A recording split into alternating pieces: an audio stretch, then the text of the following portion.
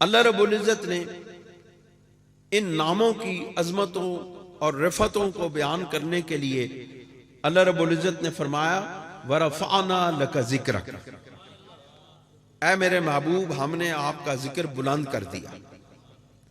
دوستو اور بزرگوں،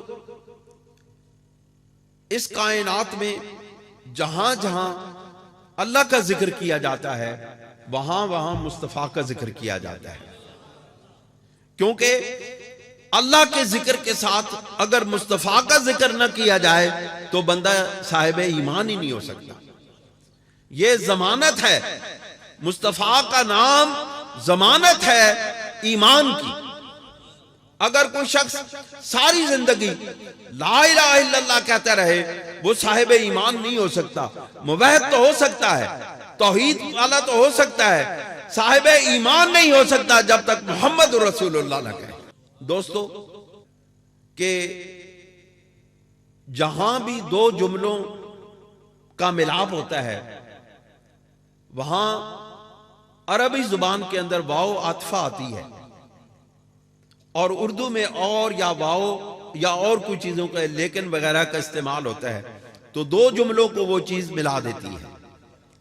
اب دیکھیں لا الہ الا اللہ ایک جملہ ہے، جملہ ختم ہو گیا۔ ذرا توجہ فرمائیں گے تو آپ کو محبت آئے گی، آپ کو ذوق آئے گا۔